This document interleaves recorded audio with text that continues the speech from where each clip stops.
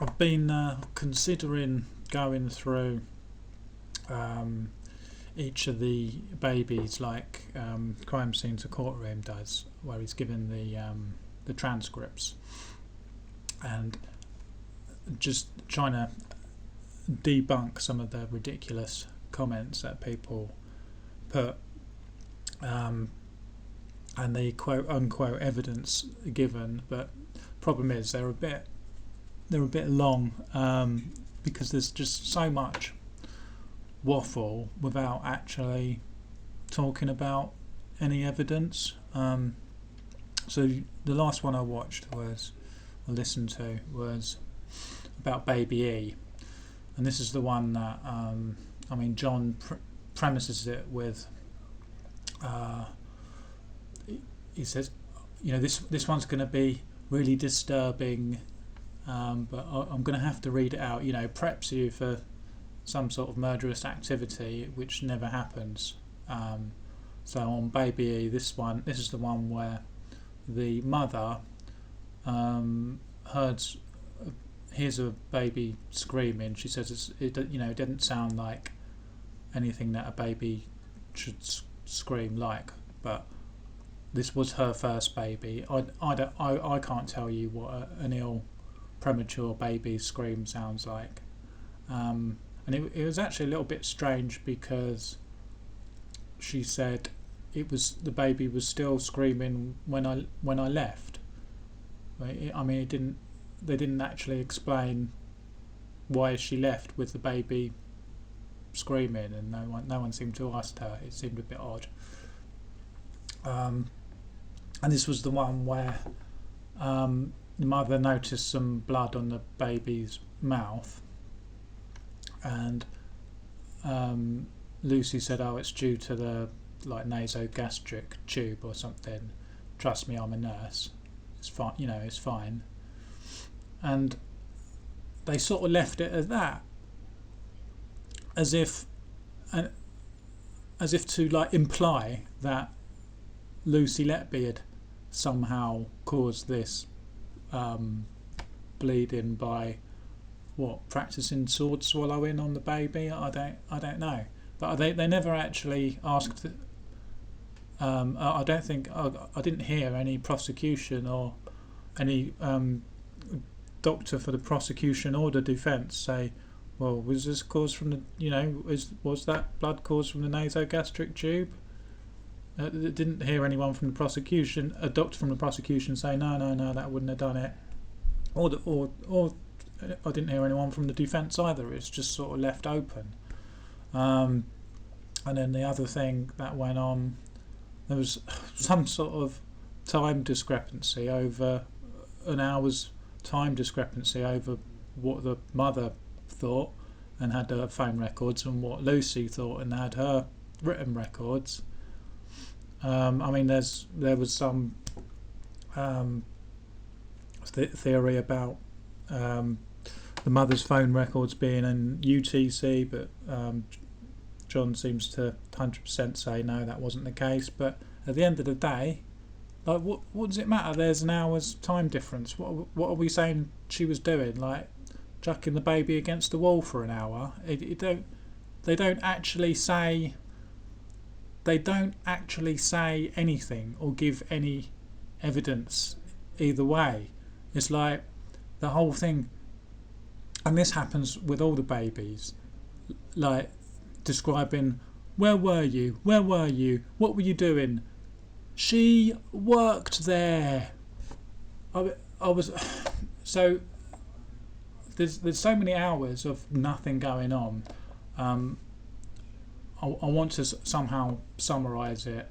I'd like to get maybe a ChatGPT account, and maybe if ChatGPT has got hold of the transcripts to summarise it. But the best I can do at the moment, before I've got a ChatGPT account, is go to the old wiki. It's sort of got a summary on it. So this is going to be the whole quote unquote. This is the evidence that they're talking about. Okay, we've got it all listed here. So let's take a look. Evidence. This is going to be for all the babies. The mother of one of the victims described hearing her infant scream. Now that's what we were just talking about.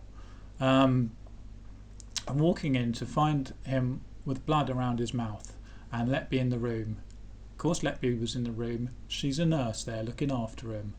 She testified that Letby had attributed the blood to a nasogastric tube, saying, "Trust me, I'm a nurse." Right? I mean, there's nothing to say that wasn't the case. The baby's condition soon worsened and he died a few hours later. Right? Again, this was a premature baby. There's no... They're not actually... It's all implied. And look, how is that evidence? Next, Letby later sent a sympathy card to the parents on the day of the baby's funeral. Well, lock her up. Right, upon Letby's arrest, it was found on her phone that she had photographed the card before she sent it. Yeah, she was a record keeper, you know. And had still kept pictures of it. Right, I've got still kept them. They were still on her phone because she hadn't gone back and deleted them. I mean, if she had deleted it, if she went through her phone and started deleting them, they would have put and tried to delete it. Would they not? I mean, I've still got pictures of nothing on my phone from 3 years ago. Right. It was also revealed during the trial that Letby had been told more than once not to enter a room where the parents of one of the victims were grieving. Okay, so I mean, it doesn't actually say. I did go into this article a bit more to try and find out what they're actually implying or anything, but I couldn't really get much info. Letby told a colleague taking charge of the mortuary was the hardest thing she ever had to do. So this is what they call evidence. I'm going to continue just until I get bored. The Crown's prosecution service cited texts sent by Letby to friends, describing them as live blogging. Well, I always text my friends about what's been going on at the day, and as displaying intrusive curiosity. I don't know what they really mean about that. I might have to go and read those. 3 days after the death of a child A, Letby had messaged the manager of the unit offering to do more shifts, saying, "From a competence point of view, I need to take an ITU baby soon." Yeah, makes sense. 2 days later, she had a heated text exchange with a colleague over her manager not assigning her to an intensive care room. Okay, shortly after the exchange, child C's condition worsened and he died the following day. What? So are they? This is the sort of thing that I'm talking about. So they'll give all of this evidence, and are they implying that because of some sort of heated argument that she had with the manager, she took it out on a baby? Is that what they're implying? It's all sort of smoke and mirror implication. After the third baby death in a fortnight, Letby replied to a text from a sympathetic colleague saying that she would keep ploughing on. I mean, how is any of this evidence? This is just stuff that happened. I think there is an element of fate involved. There's a reason for everything. I mean, it's just normal generic stuff that people say when someone dies. About 2 hours after the collapse of Child M, Letby sent texts reading, "Work has been shit, but I've just won £135 on the Grand National." I mean, okay, why are we reading this? Why are they publishing this? What's this got to do with anything? Unpacking part. This is what I'm talking about when I say they go in through 10 months of quote unquote evidence. We're just reading random private text messages that she sent to her friends about nothing. And this is somehow evidence of her murdering babies. Letby had also searched for families of several infant victims on Facebook. Right, again, what's that got to do with the price of fish? Including on the anniversaries of the babies' deaths. Well, that's very nice of her to, be thinking. Because that's when I start thinking about when people have died on the anniversaries of their deaths. I can tell you that. And on Christmas Day, yeah, that's true as well. You often think about lost ones on Christmas Day, so that was very nice of her. But I don't know. So they've included that nice, thoughtful action as some sort of evidence against her. I don't know. Again, it's all sort of smokily implied that she's feeding off of grief. When let's go a bit further. The prosecution said that she would search for a number of them within minutes of each other. Well, yeah, I mean, if you're on Facebook, you're on Facebook.